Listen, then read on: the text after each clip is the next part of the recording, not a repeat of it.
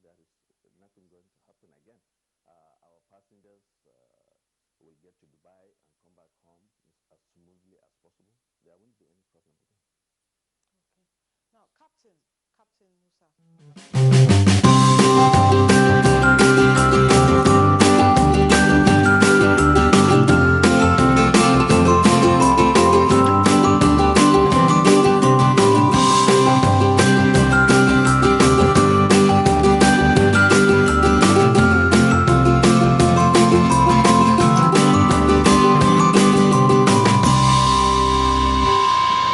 What a man can do, a woman can do even better, is a long-time statement which over time, some women have proven to be true. One area of test is the ICT, which is mostly a male-dominated world. But at that, some women have found their ways through the ladder of success. But no doubt, to achieve this, it takes the Herculean task to struggle and wriggle through to prove themselves strong enough to contend. Today, we're talking about women and girls in science in commemoration of the International Women and Girls in Science Day today. My name is Lydia Ochi. Welcome to the program.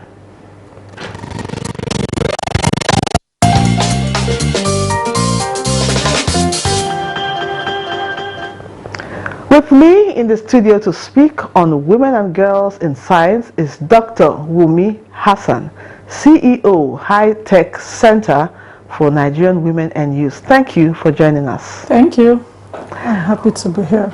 Good. We also have Stella Uzochukwu Dennis, Program Director, Odyssey Educational Foundation. Good to have you tonight. Thank you so much. Thank you. Okay, let me begin with my first guest. How would you analyze acceptance of women in ICT? When you talk about acceptance, I think we've been so well accepted already. It's many of the things that used to be the stereotypes actually have been taken off, if you ask me. And in the last 20, 30 years, I think for Nigeria, I think the narrative has been changing. I can remember that even when people would quote that we have a girl or two girls in a science class, I think my own class was a particularly different one. I'm sure we are almost about 40 to 60% of females to male in my computer science class, and I really think that Nigeria is not doing bad in terms of bringing women and girls into science. The advocacy has been so much and so high, and quite a lot of us are there in the space now, and I believe that we are doing our best. We are really doing our best. So, okay, now let me go to Stella. How would you assess the willingness of the girl child in ICT?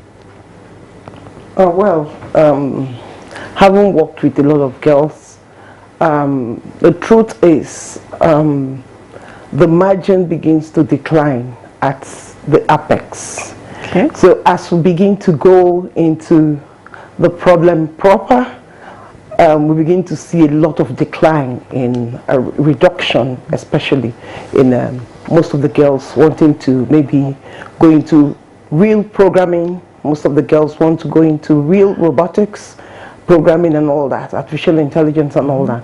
Because most of the girls not just think that it is difficult, but a lot of things have begun to take their attention at this point. So we see a lot of them declining and refusing to want to work with us. So I think that has, with all the advocacy going on, that has also still made the percentage still very small when it comes to participation. Okay, I also like to redirect that question at Dr. Wumi.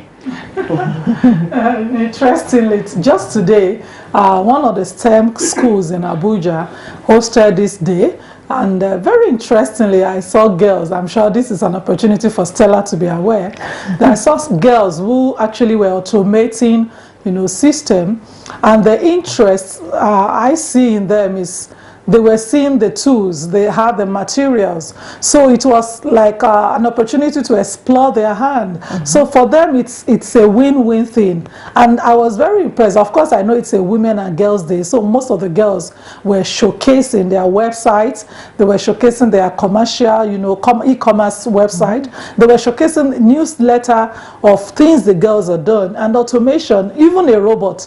I mean, very interesting things are going on, really. But I really want to agree a little that the decline is a little bit low, but the advocacy is getting higher. And one of the things I have seen is that quite a lot of girls are becoming interested, but they needed the tools to encourage them to do it like the other males probably could do. And of course, some of us growing up, we've actually tried to challenge that status quo. And for me, probably I'm interested more in hardware and in making sure that what is behind the camera, what is behind the computer, what is making it work the way it works. So if we have girls who will be so inquisitive, I'm sure they will get interested, really. And I want to celebrate today also, as we remember that there are women, there are girls in science, and then encouragement for as many women out there to realize that, if they, like they always say, if you are trained, you train the whole world. Let's get interested, let's get literate in the digital issues and all of what is necessary for you to do, and then encourage our girl child in the home. You know, when you begin to send them away from technologies and say, oh, leave it, it's not for the girls, then you are increasing the decline that Stella mentioned. But we can actually encourage them that what a guy can do, a girl can do better. And of course, many of us, by God's grace, we are doing our best in the industry. So I'm seeing more girls getting more enthusiastic. But one thing is very important: we need the tools. The teaching methods should change. That would encourage more girls to be interested. Today, everybody is not just, I'm sure most girls are not just, I'm not seeing too much of teddy bears and all those toys all around. But everybody wants to carry a tablet. Everybody wants to play with a mobile phone. Even the little ones, you see them sitting with their daddy or mommy's phone and they are playing games. So let's encourage them to learn how to produce those games. Let's encourage them to learn how to use those devices so that they can become better. And then our country can actually see an increase. And I'm sure by next year, in terms of artificial intelligence and robotics, we will have more girls in that space. But I'm very, very impressed when I saw those girls today in that STEM school. That's actually a school dedicated to STEM. But I know that a lot of private and public schools are trying their best to ensure that they bridge that gap and encouraging the girls to be in science classes. Really. Now, talking about schools, Stella, what should be the role of schools now in encouraging the girl child in ICT? Because the ICT world is a very dynamic one. Well, the role of the schools should be to encourage them more. But the truth is that happening? I remembered when I first came back, I came with a robot and I took it to a government school, and the principal told me to please go as far as I can, that this is not what they are being taught here. They are taught English and mathematics. Although it has begun to change, I must say, yes. But what we are saying is, how long are we able to hold these people in the industry? If you look at the statistics of the people who are coming out of school as engineers, females, and then those who are staying in the job as engineers, we have about 13% of it. It's very low. So what we're saying is, beyond the secondary school, beyond the primary school, let it be something that we encourage, that you don't finish. I have 90% of my friends who are engineers who have become caterers. And they're doing well in it. That's the truth, because they, as engineers, they were taught a lot of rudiments of how to add this, and then it becomes this, you know. So they're doing well in it. So with that, you can't count those people as people who are joining the workforce of engineering. So the schools have a role to play, but I perceive that some of them are not even knowledgeable. Today I went somewhere, I mean, one of the boards that is in charge of the schools, and they told me, Stella, what is in this your partnership with us? I think you should come and train some of our teachers, because the teachers too are not equipped. Yes. So we have to start from there. Yeah, the school will not, a lot of schools have robots, a lot of schools have bought these machines. I know when I started working with some schools in Abuja, the computers were like monuments. I went to a school, I was crying because some of the softwares have passed, the years, and they were just covered, obsolete and all that. Yeah. So the teachers too have to be trained. I know the difficulty we go through trying to make sure that we put these things on the laps of the female girls in some of the schools. The teachers are not trained, and then when you go there too, they will tell you it's only one computer science teacher who is a teacher from GS1 to GS3 or from SS1 to SS3. Yes. And that the workload is too much for them. Yes. So how will they be able to do this? So we need more teachers in the schools, and then we need more teachers, because we're looking at public schools as far as I'm concerned.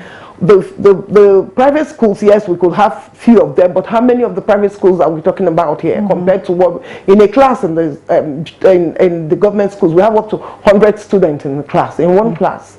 You can't find that in any private school. Definitely. So what are we saying? We're saying that more teachers should be trained, more people should be exposed to this, especially their teachers should be trained, because most of them are outdated. So basically that's how the school should be able to do that.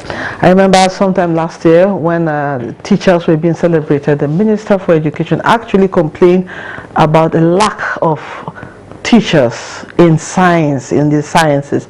Now, Dr. Wumi, when you have called for review of curriculum to inculcate science practicals in schools, are these your own views? How would you react to this? It's the cry of everybody, really. I mean, she just told you how she brought a robot back from her trip, but I'm sure many lecturers or teachers haven't even seen one before. Again, like she mentioned, it's a very critical challenge, and to the public schools, I mean, the testimony I just gave was obviously a private school, and I can tell you some of those wonderful people in the private school are trying their best. Though you may think, oh, they are charging for it. But the question is, where will governments begin to put this? I can give you an hypothetical case. When I was doing my master's, there is a particular software I'm meant to use in school. We were looking forward to using that software, MATLAB. And interestingly, I went to Ghana for a meeting for 1 week, and we were around an excursion of students, children from primary school, that they brought to the same center. And to our amazement, they were using the MATLAB that at master's level I didn't have in my university to use. That's a big challenge, and then we need to look at that. The educational sector in Nigeria, especially focusing on public schools, should be able to give them these tools. You see, some of these tools are very cheap. They are not even so expensive. If people some of us that actually, like she said, if you look at 90 to 95% of our colleagues who will graduated together, they are doing businesses, they are admin staff in one ministry, in one office, they are cooking, they are doing fashion, and it's as if they are not interested in what they went to school for how many years? 4 or 5 years to learn. No, they are interested. Recently, one of my friends told me, I'm closing down my business shop. I want to return back to technology. But where is she starting from? That's the big question. So the issue is that in the universities, in the primary schools, in the secondary schools, can government, the teaching of science should be different. Today we are advocating that the pedagogy must change. You cannot teach us physics, chemistry, when we cannot even see the realities of what is it that it's talking about. But put those same children who are probably starting with those robotics, somebody doing renewable technology, another person doing embedded system, and then let the person try their hands on those technologies and then tell them about light, tell them about sound. Then they understand it better. They can even discuss it. I mean, listening to those wonderful girls today, it's as if physics and chemistry is over, because they were able to initiate the system by themselves. They were speaking to it, and their confidence level was higher. Definitely. So again, we need to beg our governments, don't play lip service to technology anymore. And education. We'll take a break now. We'll be back to talk more on this. This is NTA News 24 broadcasting from Abuja. You can watch us anywhere, anytime on the following platforms. Start Times Channel 101, Freak TV Channel 703, GSTV Channel 419, and Go TV Channel 46. For more information, log on to our website www.nta.ng or join us on our social media handles, Facebook at NTA News 24. For comments, suggestions and inquiries, send an email to news24@nta.gov.ng or call us on the following numbers. NTA News 24, news and more news.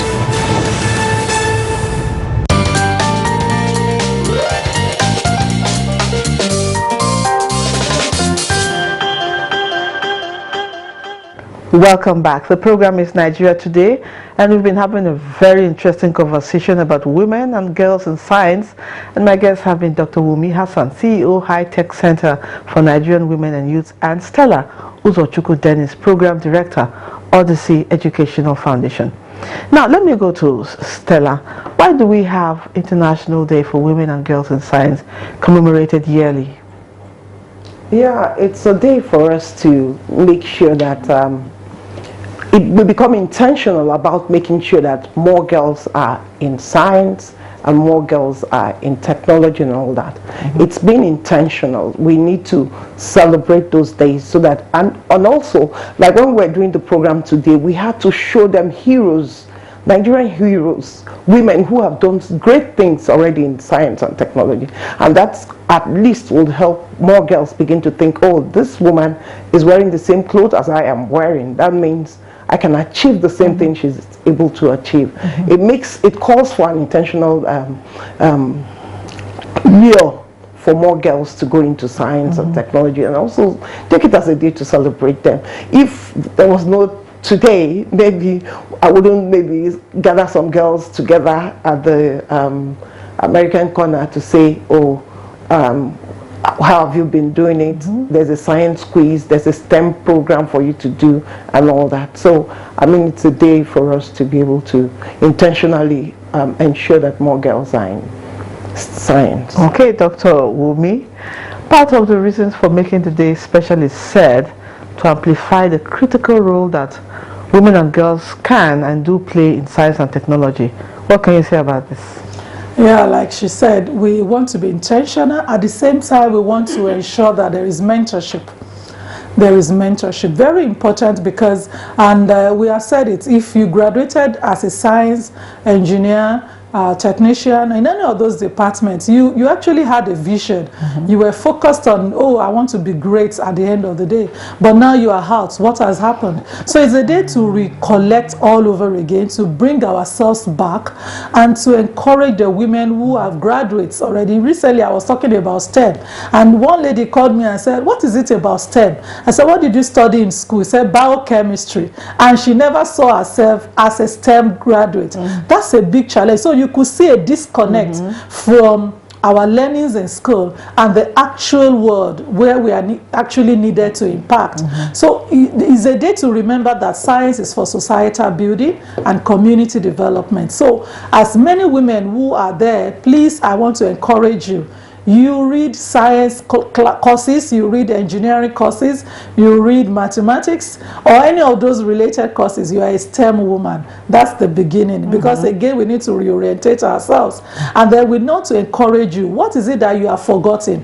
There are opportunities. The likes of Stella are doing robotics. Some of us are going deeper than just being computer scientists or IT people, to doing the science and the technology, to doing the engineering. Let's wear our apron again. That's what we are advocating for. Wear those apron again. Get the different tools that you think is useful in any of those sciences you have read. Explore your hand. Just try it out. If it fails, don't worry, you can do it again and again and again. Anybody that wants to make a success in science must do it again and again. Okay. And of course, the success will be celebrated. Okay. Stella, wow, robotics. That's huge. Now, both of you have gone through the ladder of success in the ICT. Tell us, Stella, What is it like for a lady to be in this field? Well, it's a great experience, and like I told you, it's perseverance. I actually had a background in electrical electronics. That's my first degree. And then I went to India to do my master's. And when I got to India, I saw that we had more robots than humans. And I began to ask questions. Yeah. And the funniest thing is that I learned from the little children in that community. They were the ones that made me, and I told myself, I said, well, these kids are not better than Nigerian kids. I should come back with those robots and tell them, like, this is where the world is, and then we should move as fast as we can. So it's a difficult thing to mentor a lot of young girls. I tell you the truth. That's the truth in the field. They get distracted a lot. In fact, the last time I went for Society of Women Engineers program, I remember that one of the stands had the sleep gloss and cutters and all that. So I started asking them. I said, why do you have this on your table? You don't produce this. They said, well, we know it's women engineers program, and then we know that there's so many ladies who are interested in making sure they glow, they are beautiful, and they're still slaying, and they're still doing their job, you know. So they said everybody should have one, you know. It was an interesting thing. So I'm saying that a lot of girls, like if you go to LinkedIn right now, a lot of girls are smashing it. They are smashing the ceiling as though there were no ceilings, and they are getting it. I keep telling them, slay and still smash. You know. So that's my slogan for the young girls I'm working with. Yeah. So. Dr. Wumi, as we round off, how do you take out the fear of science from a typical girl child? Yes, that's actually the area I'm very happy that by God's grace I've been able to personally engage. Those things that looks like the troubled areas are the ones I am particularly interested in. If they say, why should you climb a mast, you're a girl? Let me climb it. If I fall, I'll stand up. So for us, we have tried to do quite a lot of things. Like she said, I have also gone and I saw children producing drones, and I'm asking myself, with my PhD, what can I produce? And the same question I'm throwing out there, you're a professor, you're a doctor, you're an engineer, what can you produce? For me, it has taken me back to the classroom, and I learned a lot from the informal sector.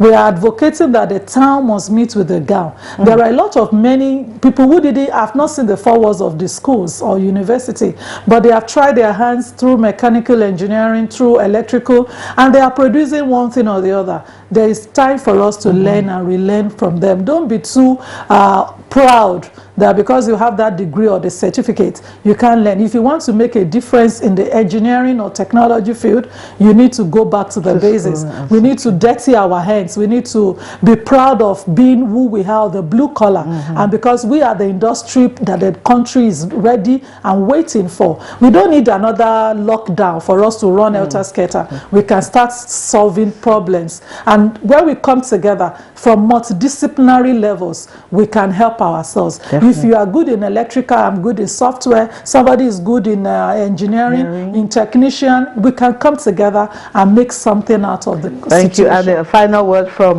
Stella. Where would you place Nigeria in terms of ICT? Nigeria truly isn't doing so badly, because we're doing a lot of outsourcing, but we're not there yet. Because when I went to India, I was amazed at what we had. Most of everybody is working out for a country outside India. So we had a lot of them. And in fact, you come there, you need to have like 10 degrees in different languages in ICT. But I know we're not doing too badly. I think most of the energy that is put into learning how to do Yahoo or whatever they call it can be put into, ICT and making sure that it becomes a good one. This is, of course, that's a very good one there, good advice. This is where we say goodbye on this episode of the program, and our discussion has been on women and science and girls in science. With me had been Dr. Wumi Hassan, CEO, High Tech Center for Nigerian Women and Youths. Thank you for joining us. Thank you. And Stella Uzochukwu Dennis, Program Director, Odyssey Educational Foundation. Thank you for your time and insights on the program. Thank you so much. And you, our viewer, we appreciate you for always being there. I am Lydia Ochi. Don't forget, you can watch this and other episodes of Nigeria Today on www.youtube.com/NTA News 24 Hub. Thank you for your time. Have a wonderful evening. Goodbye.